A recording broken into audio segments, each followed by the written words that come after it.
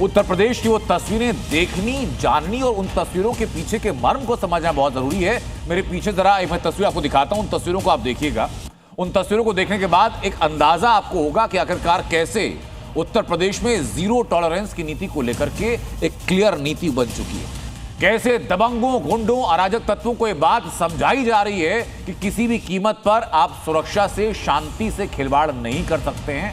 उसकी बानगी रिपोर्ट में देखिए। इस प्रकार की अराजकता को कतई स्वीकार नहीं करेगी, कतई स्वीकार नहीं करेगी। और जिसने भी कानून को हाथ में लेने का प्रयास किया, उसको हम पहले से इस बारे में कह देंगे कि उसको बिना मांगे जहन्नम में जाने का टिकट हम काट करके दिला देंगे। यूपी में रहना है तो सीएम योगी की ये वार्निंग हमेशा याद रखनी होगी, क्योंकि जो भी कानून से खिलवाड़ करता है, योगी फोर्स उसका हिसाब अपने ही अंदाज में करती है। अभी भी कुछ दबंगों, गुंडों, अराजक तत्वों को ये बात समझ नहीं आ रही और ऐसे लोगों को ये दो तस्वीरें आज देखनी चाहिए। पहली तस्वीर जब कानून से खिलवाड़ की गई और दूसरी तस्वीर जब अपराधियों का इलाज किया गया। उत्तर प्रदेश में जिसने माहौल खराब करने की कोशिश की, यूपी में जिसने शांति भंग करने की कोशिश की, हश्र यही तय है। किसी गरीब और किसी शरीफ को छेड़ना नहीं है, लेकिन किसी गुंडा और किसी अपराधी को सीना तान करके चलने भी नहीं देना है। मारपीट और हंगामे की तस्वीरें उत्तर प्रदेश के हरदोई की, जहां दबंगों ने एक परिवार के 6 लोगों के साथ मारपीट, महिलाओं से लेकर बच्चों और बुजुर्गों तक को बीच सड़क पर पीटा गया।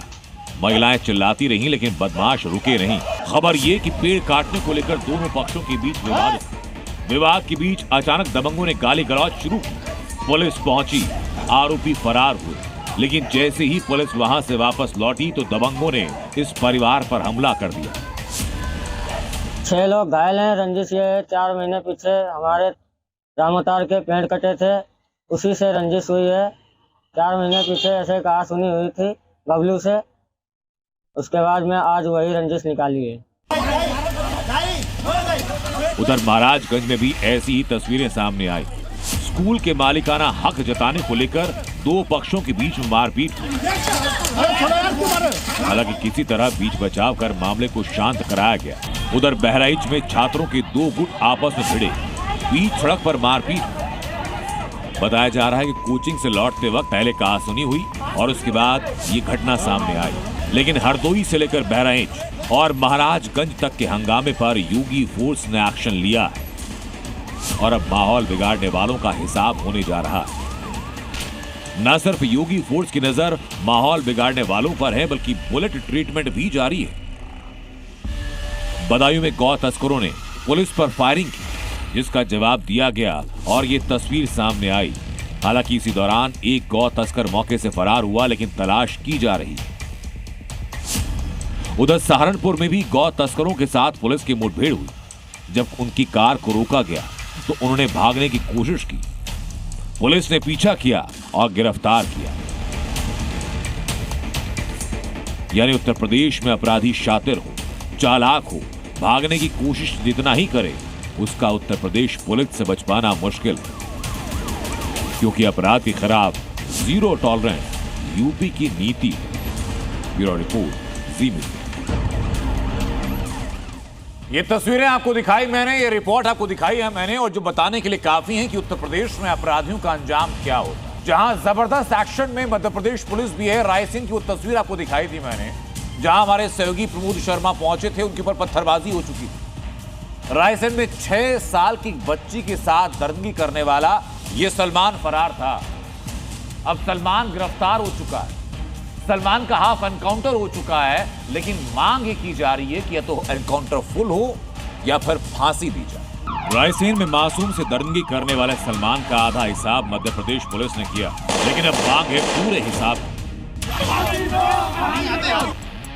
6 साल की बच्ची से हैवानियत करने वाले सलमान के पैर में गोली मारी, लेकिन अब मांग है उसके गले में फांसी के फंदे की। और इसी को लेकर लोग भड़के, सड़कों पर उतरे। समाज है, समाज का आक्रोश है। जहाँ उस जिहादी को लेके जाएंगे वहाँ जाएंगे और ये सब लोग खड़े होंगे। जितनी संख्या में रात में पुलिस नहीं थी, उससे ज्यादा हिंदू संगठन थे थाने के पास। तो हमारा गोली लगी है, उसके ऑपरेशन की आवश्यकता है। हम लोग भी डॉक्टर हैं, हम सारे MBBS के भी बाप हैं, हम डॉक्टर हैं, हम हिंदूवादी डॉक्टर हैं, हम उसका पूरा ऑपरेशन कर देंगे। पहले हमारे सुपुर्द तो कर दो। रायसेन में 6 साल की बच्ची से दरिंदगी करने वाला सलमान 6 दिनों से फरार था। पुलिस ने 30,000 का इनाम घोषित किया, लेकिन वो चकमा देता रहा। लेकिन जब गिरफ्तार हुआ तो पैरों पर चलने लायक नहीं बचा। आपको बताएं कि सलमान तक पुलिस कैसे पहुंची। सलमान इस दरिंदगी के बाद एक मुस्लिम बस्ती में किराए का घर तलाश रहा था। कुछ स्थानीय लोगों ने पहचाना, पुलिस को इसकी सूचना दी। पुलिस ने तुरंत एक्शन लिया और सलमान को गिरफ्तार कर रायसेन पुलिस को सौंप दिया। लेकिन रायसेन ले जाते वक्त पुलिस की गाड़ी पंचर हुई। सलमान ने भागने की कोशिश की, पुलिस से बंदूक छीनकर फायरिंग करने की कोशिश की। पुलिस ने जवाबी कार्रवाई की और सलमान के पैर में सीधा गोली लगी। क्यों इतना गुस्सा है आप? क्योंकि अभी फुल एंड फाइनल इनकाउंटर नहीं हुआ ना। फुल एंड फाइनल इनकाउंटर क्यों नहीं हुआ? 6 दिन से लोगों को गुमराह करा जा रहा है। आज तक उसको पनाह कहाँ मिल रही थी? ये जवाब हमें सरकार दे, ये जवाब इनकी समूह दे, ये जवाब इनका मदरसा दे, ये जवाब इनके लोग दे। ये जिहादी मानसिकता रखने वाले लोग हमारे देश में नहीं चाहिए। फिलहाल दरिंदे सलमान का भोपाल के हमीदी अस्पताल में इलाज चल रहा है। चलने लायक होने के ठीक बाद कोर्ट में पेश किया जाएगा। खबर यह भी कि आरोपी सलमान रायसेन के जंगल के रास्ते से भागते हुए भोपाल तक पहुंचा था। एक काफ़ी इम्पोर्टेंट जो है सूचना प्राप्त हुई कि कुछ लोगों के द्वारा उसको भोपाल में गौतम नगर क्षेत्र में, गांधीनगर क्षेत्र में जो है वो देखा गया है। उस पर जो है त्वरित कार्रवाई करते हुए भोपाल पुलिस और रायसेन पुलिस की संयुक्त टीमों ने वहाँ पे दबिश दी और आरोपी को अपने हिरासत में ले लिया। यानी ऑपरेशन लगड़ा अब मध्य प्रदेश में भी जारी है, लेकिन अब इस हैवान को मौत की सजा देने की मांग है। रायसेन से दीपक द्विवेदी के साथ ब्यूरो रिपोर्ट। कोर्ट केस है जिसकी चर्चा आज सुबह से है। वो कोर्ट केस है हिमाचल की संजौली मस्जिद का।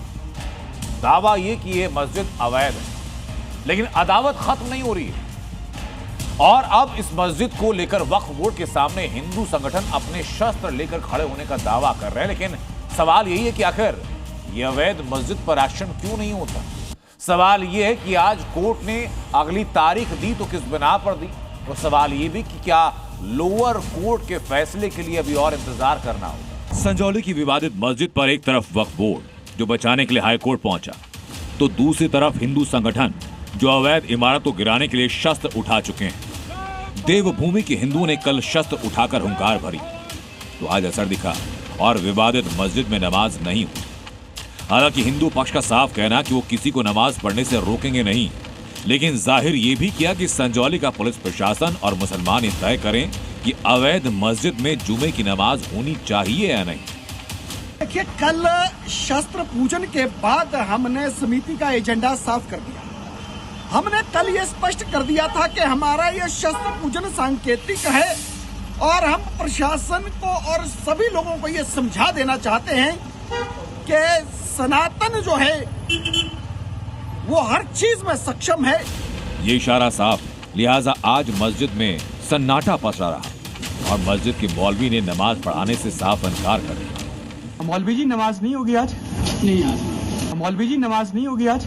नहीं आज। इसी बीच एक व्यक्ति ने माहौल बिगाड़ने की कोशिश की, विवादित मस्जिद में घुसकर नमाज पढ़ी और रियासत अली नाम के शख्स ने मस्जिद को अवैध मानने से इनकार किया। ऐसा किसी ने नहीं कहा है और ना कोई कह सकता है सर। नमाज पढ़ने के लिए कोई नहीं रोक सकता सर किसी को। देखिए सर, अभी ये हम इसको अवैध नहीं मानते, क्योंकि अभी ये मामला कोर्ट में, हाई कोर्ट में मामला चला गया है, मामला पेंडिंग है। अभी उसके बाद जो भी डिसीजन होगा कोर्ट का, माननीय न्यायालय का, उसके बाद ही जो डिसीजन आएगा उसको एक्सेप्ट किया जाएगा। हालांकि हिंदू मुस्लिम तनाव को देखते हुए हिमाचल सरकार ने संजौली में जबरदस्त सुरक्षा इंतजाम किए। विवादित मस्जिद के आसपास सुरक्षा का मजबूत घेरा बनाया गया। हिंदू संगठनों की मांग ये कि मस्जिद को पूरी तरीके से गिराया जाए, मस्जिद में जाने वाला पानी और बिजली का कनेक्शन काटा जाए, मस्जिद के खिलाफ प्रदर्शन के दौरान जो FIR हुई वो रद्द हो, साथ ही इलाके में रह रहे प्रवासियों की जांच हो और जितने भी अवैध निर्माण हैं उन पर तत्काल एक्शन। वहीं आज संजौली की अवैध मस्जिद पर हिमाचल हाई कोर्ट में सुनवाई हुई। हिमाचल हाई कोर्ट ने 1 दिसंबर तक अगली सुनवाई टाल दी। 1 दिसंबर को वक्फ बोर्ड की ओर से दायर याचिका पर बहस हो। निचली अदालत मस्जिद को पहले ही अवैध करार दे चुकी है और 30 दिसंबर तक अवैध निर्माण हटाने के निर्देश थे। तो वहीं इस मामले को सुलझाने के लिए जिला प्रशासन के पसीने छूट गए। दोनों पक्षों से बातचीत के जरिए रास्ता निकालने की कोशिश है, लेकिन फिलहाल दोनों पक्षों के रवैये को देखते हुए संभव लग नहीं रहा। अंकुश डोभाल, जी मीडिया, संजौली। भगवान राम की नगरी अयोध्या की सनातनी पहचान मिटाने के लिए एक जमाने में चुन चुनकर जगहों के नाम बदले। ये हिंदू आस्था से जुड़ी जगहें थी, वह जगहें जिनके हिंदू नामों को बदला गया और उनका इस्लामिक नामकरण किया गया। लेकिन वक्त बदल रहा है, लोगों की पहचान बदल रही, उनके जज्बात बदल रहे। अयोध्या में राम मंदिर बन चुका है, वहां पर ध्वज फहरा चुका है और अब अयोध्या जी के साधु संत और हिंदू संगठन अयोध्या में मुगलों की हर पहचान, हर निशान को बदलने की मांग कर रहे हैं। सनातन आस्था का केंद्र आज भी फैजाबाद की छत्र छाया से बाहर नहीं निकल पाया। श्री राम मंदिर के आदि शंकराचार्य गेट से 100 मीटर की दूरी पर बोर्ड लगा है, जिस बोर्ड पर लिखा है काजियाना, यानी काजियों का मोहल्ला। काजियाना का पौराणिक नाम वशिष्ठ कुंड हुआ करता था। ये सिर्फ एक गली या एक मोहल्ले की कहानी नहीं है। अयोध्या में ऐसे मुस्लिम नाम वाली गलियों, सड़कों और मोहल्लों की लंबी लिस्ट है। यहाँ आपके लिए भी जान लेना जरूरी है कि अयोध्या में सिर्फ सनातनी आस्था से जुड़ी जगहों के नाम ही नहीं बदले गए, बल्कि कई सनातनी आस्था स्थलों पर पीर की मजार और दरगाह भी प्रकट हो गई। जो कभी शेषनाग का स्थान था, वो शीश पैगंबर बना दिया गया। ये शीश पैगंबर जो मुस्लिम लोग कहते हैं उसमें आए हैं। इसमें चारों तरफ मजार बनी हुई है और हमारे पौराणिक इसमें क्या है, इसका नाम शेष पैगंबर। शेष पैगंबर, तो उसका मतलब क्या है? कि अपने शेषावतार का यहाँ स्थान था और मुस्लिम लोग अपने आराध्य शेष पैगंबर का वो करते हैं। लेकिन अब देश के साधु संत और बीजेपी ने अयोध्या में इस्लामिक पहचान वाले नामों को बदलने की मांग तेज की।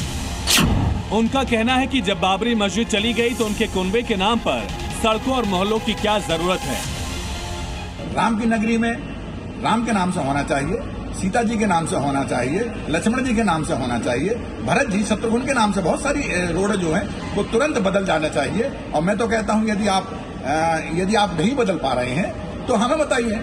मैं कंप्यूटर बाबा पूरे संतों को लेकर के और आऊँ, हमारे पास तो नेम प्लेट बनी हुई है। मुझे लगता है कि ये बहुत बड़ी साजिश थी हिंदुत्व को और सनातन धर्म को कमजोर करने की।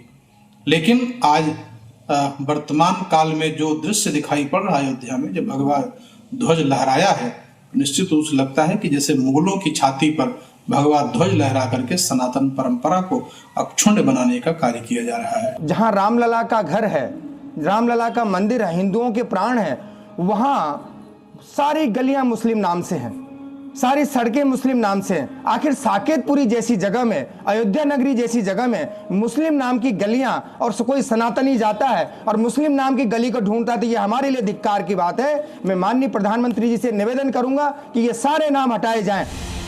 अब सवाल है कि संतों और बीजेपी की मांग कितनी जायज है।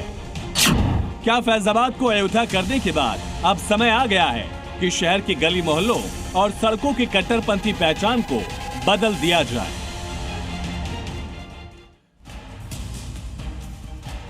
लेकिन राम के धाम में मुस्लिम नाम को लेकर राजनीति भी तेज है। बीजेपी का पक्ष ये कि राम की नगरी में मुगलों का क्या काम, वहीं कांग्रेस इसे जानबूझकर विवाद पैदा करने की साजिश बता रही है। सुनिए जरा। देखिए, अयोध्या युग युगांतर से प्रभु रामचंद्र जी से ही उसका संबंध है। अयोध्या राम से एकाकार है। ऐसे में अयोध्या में बाबर, औरंगजेब, रहीम, करीम का क्या काम है? वहाँ पर तो जो कुछ होना चाहिए वह राम और राम वंश के नाम पर ही होना चाहिए। देखिए, ऐसा है कि ये विवाद तो खड़ा किया जाता है।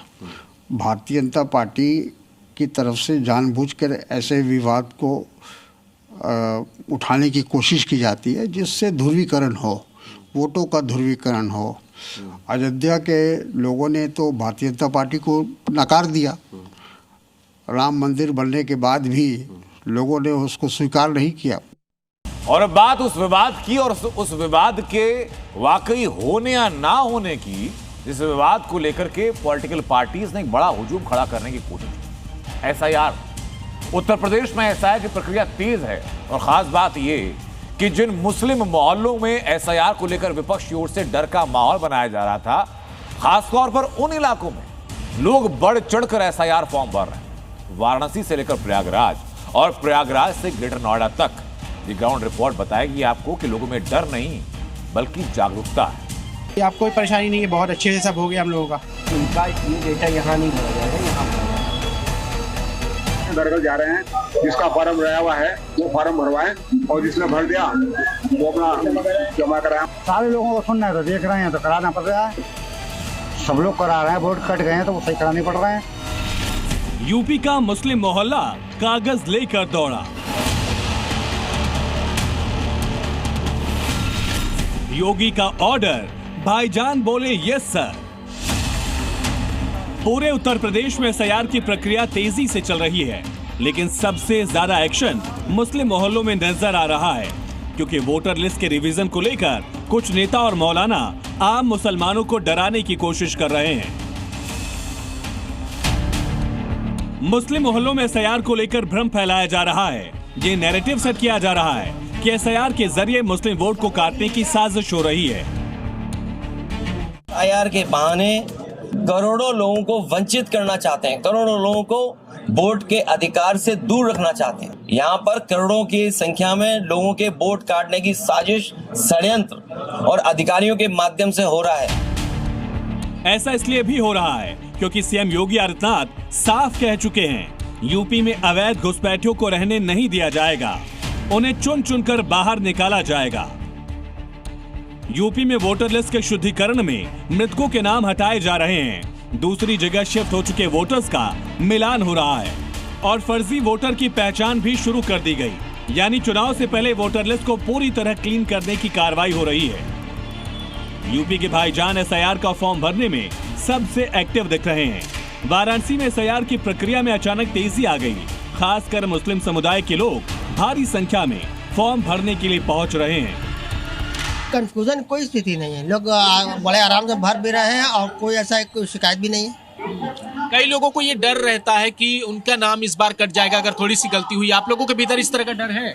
नहीं, देखिए ये चीज तो वो लोग बोलते भी है कि अगर जो आपका मिस्टेक रहेगा तो चल नहीं पाएगा, तो सीधी बात है कि नाम कट जाएगा। मगर इन लोगों को हेल्प करना चाहिए कि ये आपका इसको सही कर ले, अगर कहीं कोई मिस्टेक आती है तो। कोई डर नहीं है, सरकार सही कर रही है तो अच्छा है। जो अब एक्सपायर कर गए तो उन लोगों का लिस्ट में नाम कटेगा तब नया नाम चढ़ेगा। ये सब चीजें तरह से शुद्धिकरण का हाँ, ये बहुत अच्छा है, अच्छे से हो रहा है। यानी मुस्लिम मोहल्लों में भाईजान एसआईआर को लेकर काफी जागरूक है। प्रयागराज में भी वोटर लिस्ट का शुद्धिकरण जारी है। इस अभियान में भाईजान खुद ही आगे आ रहे हैं। भर गया, जमा कर रहे हैं। दिक्कतें आ रही हैं। अब क्या है, जो दिक्कत तो ज्यादा नहीं ना, ये कि ठीक है फॉर्म मिल गया, फॉर्म भर के दे दिया, जमा कर दिया है। सारे नाम हैं घर के? जी, अभी तो फिलहाल सारे हैं, अब आने के बाद पता चलेगा। आए भर दिया है आपने? जी जी जी जी, भर चुके, भर के जमा कर दिए। कोई दिक्कत किसी कुछ लोग कह रहे हैं कि मतलब कागज मांगे जा रहे हैं, डॉक्यूमेंट्स मांगे जा रहे हैं, इसलिए दिक्कत है। नहीं, ऐसा तो कुछ किसी ने नहीं मांगा, ऐसा किसी ने कुछ नहीं। कोई दिक्कत नहीं? कोई दिक्कत नहीं। लोगों को आना चाहिए खुद? बिल्कुल आना चाहिए। अब हम भी तो आया हूँ, अपनी दुकान छोड़ के आया हूँ बंद करके। लेकिन यूपी के मुस्लिम मोहल्लों में अफवाह कैसे फैलाई जा रही है, उसकी बानगी भी देखिए।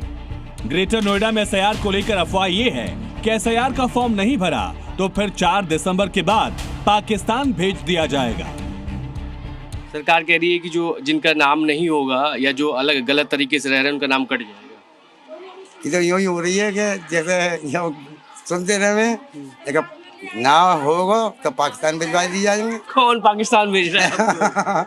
ऐसे ही सुन रहे हैं, जैसा हल्ला मच रहा तो यही मारे भागा दौड़ी हो रही है, सब दूंगा नाम, ये बात बन रही है। तो लिस्ट में नाम नहीं है तो अफवाह चल रही है पाकिस्तान। हाँ, हमारा तो हैगा जी, मिल गया, सब बात हो गई। अब तक नहीं मिल रहा तो मन में लग रहा था कि पाकिस्तान। हाँ, और क्या, ऐसी भगम भग हो रही। हालांकि यूपी के कुछ मुस्लिम इलाकों में एसआईआर को लेकर थोड़ी कंफ्यूजन जरूर है, क्योंकि किसी का पता बदल गया तो किसी का 2003 के वोटर लिस्ट में नाम नहीं था।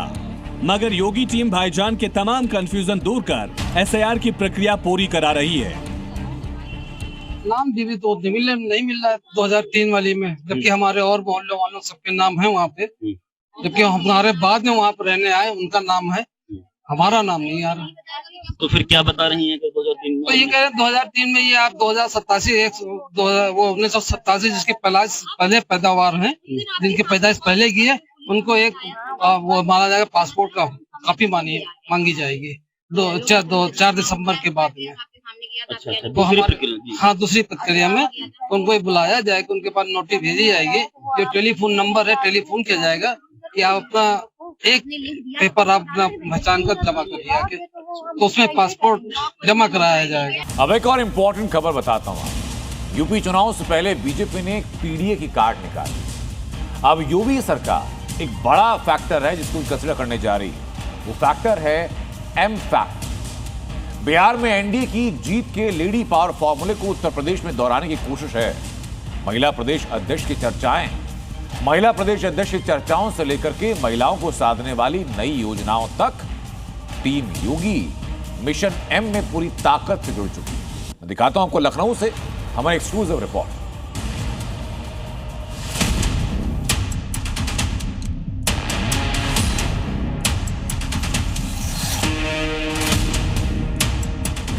यूपी में पीडीए की कार्ड एम हथियार, योगी की हैट्रिक का एम फैक्टर। यूपी में समाजवादी पार्टी के पीडीए की कार्ड निकाल ली गई और लगातार तीसरी बार सत्ता पर काबिज होने के लिए योगी आदित्यनाथ का प्लान तैयार। पीडीए जिसकी परिभाषाएं लगातार बदलती रहती हैं, लेकिन फिलहाल की परिभाषा है पिछड़ा, दलित और अल्पसंख्यक, और इसी को काटने के लिए योगी मिशन एम में जुट चुके हैं। एम का मतलब है महिलाएं। यूपी में महिला बीजेपी अध्यक्ष बनाने की चर्चाएं, महिलाओं के लिए चुनाव से पहले लाभकारी योजनाओं का ब्लूप्रिंट तैयार हो रहा है। उत्तर प्रदेश से लेकर दिल्ली तक चर्चा तेज हो चुकी है और इस बार कहा जा रहा है कि उत्तर प्रदेश में इस बार प्रदेश अध्यक्ष का जो सबसे बड़ा जो दावेदार है वो कोई महिला उम्मीदवार हो सकती है। जी हां, बिहार चुनावों में जिस तरीके से चुनावों के नतीजे आए और जिस तरीके से बिहार में महिलाओं ने एक अहम भूमिका निभाई, उसके बाद उत्तर प्रदेश में प्रदेश अध्यक्ष की कुर्सी पर जो सबसे बड़ा जो दावा है वो किसी महिला ओबीसी कैंडिडेट का हो सकता है। कहा जा रहा है सूत्रों के हवाले से कि अखिलेश यादव की पीडीए की का काट करने के लिए महिला प्रदेश अध्यक्ष बनाया जा सकता है और वो भी किसी ओबीसी या एससी पक्ष की कोई महिला जो इसकी दावेदारी ठोक सकती है। यानी बिहार में जिस तरीके से महिला शक्ति ने एनडीए की जीत की पटकथा लिखी, उसी फॉर्मूले को दोहराने की तैयारी है उत्तर प्रदेश में। चर्चाएं ये कि बीजेपी बड़ा दाव खेल सकती है उत्तर प्रदेश में महिला प्रदेश अध्यक्ष की नियुक्ति करके, तो वहीं कोशिश है महिलाओं को लाभकारी योजनाओं से जोड़ने की। उत्तर प्रदेश में विधानसभा चुनाव को लेकर बीजेपी अभी से अपनी तैयारियों में जुट गई है। इसीलिए 2027 के विधानसभा चुनाव से पहले बीजेपी महिलाओं के लिए एक बड़ी योजना ला सकती है। आधी आबादी के लिए लाई जाने वाली बीजेपी की ये योजना चुनाव में गेम चेंजर की भूमिका निभा सकती है।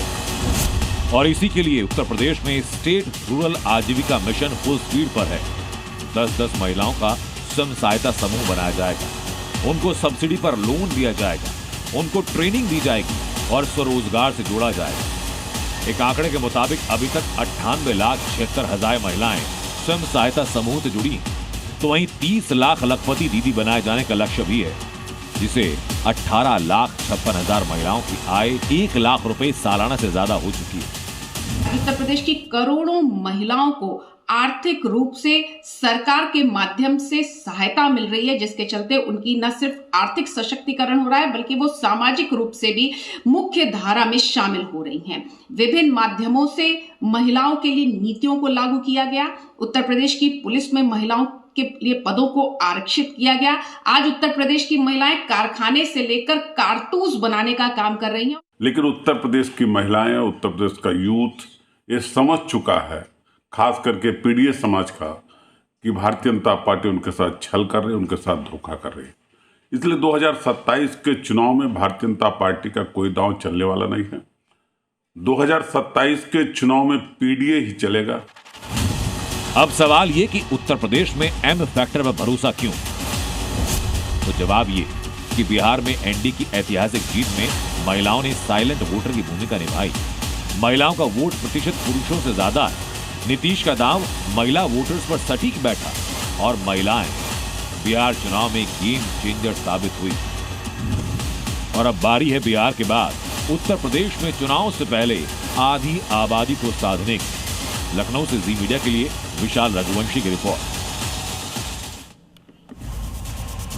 एम का यानी जीत क्या गारंटी, ऐसा कहा क्यों जा रहा है, यह अवधारणा कैसे बन रही है, तो उसके पीछे का तथ्य जरा समझिए, आंकड़े समझिए। सबसे ताजा उदाहरण है बिहार का, जहां नीतीश कुमार का 10,000 फैक्टर, उसने इतना काम किया कि पूरे प्रदेश में एनडीए की सरकार बनी और 2010 का रिकॉर्ड लगभग तोड़ा गया। मध्य प्रदेश में भी मुख्यमंत्री लाडली बहना योजना का फायदा हुआ।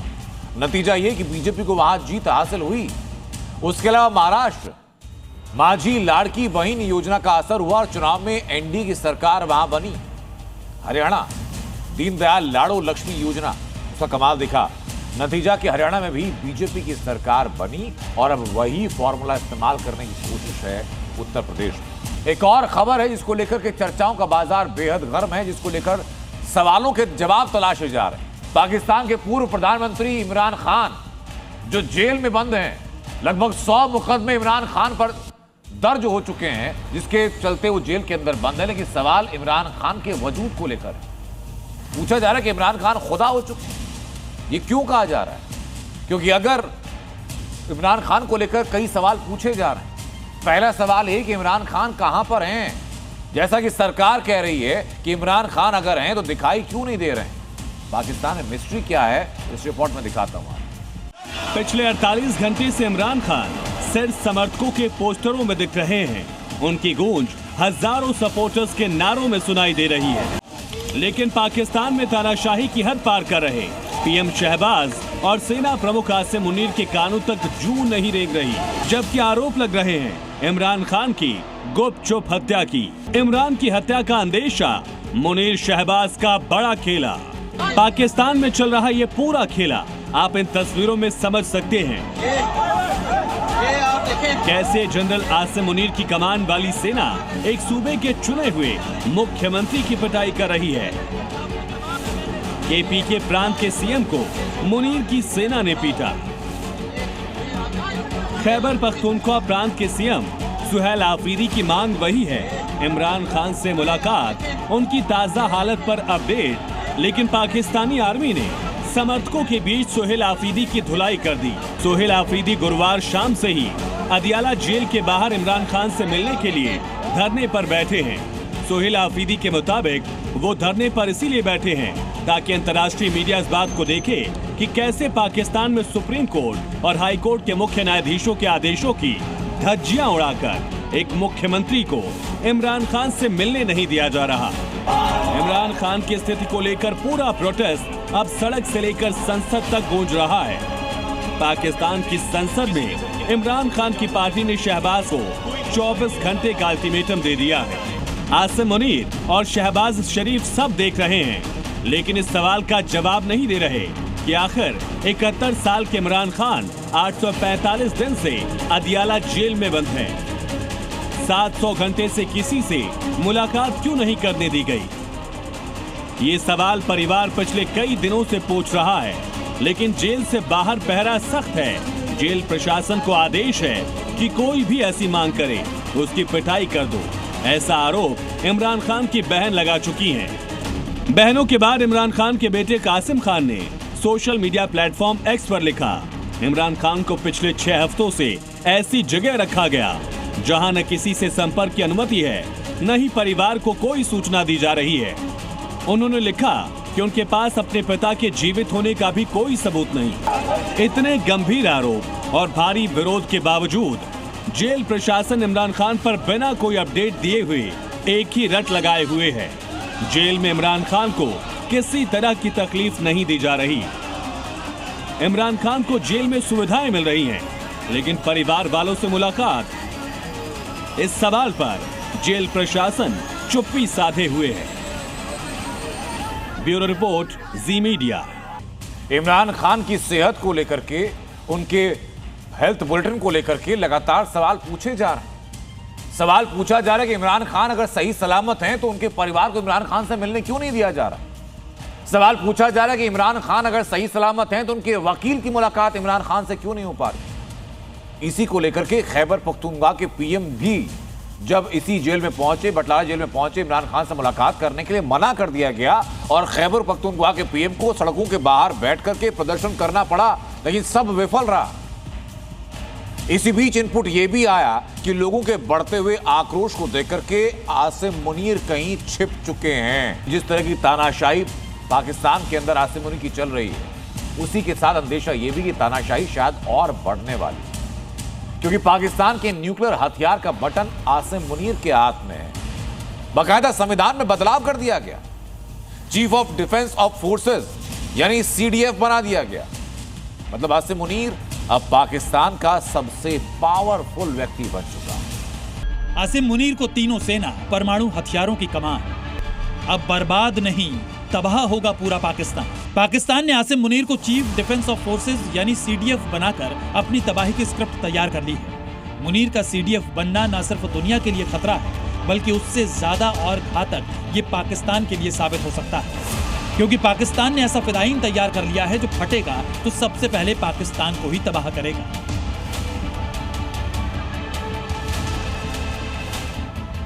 दरअसल 27 नवंबर को पाकिस्तान ने 27वें संवैधानिक संशोधन के जरिए फील्ड मार्शल आसिम मुनीर को चीफ ऑफ डिफेंस फोर्सेस नियुक्त किया। अब आसिम मुनीर के हाथ में न सिर्फ तीनों सेनाओं की कमान आ गई, बल्कि परमाणु हथियार का बटन भी उनके कब्जे में आ गया है। यानी सीधे शब्दों में तीनों फोर्स का पूरा कंट्रोल अब प्रेसिडेंट और कैबिनेट की बजाय मुनीर को दे दिया गया है। मुनीर को अब नई व्यवस्था में देश के राष्ट्रपति के बराबर कानूनी अधिकार मिल गए हैं।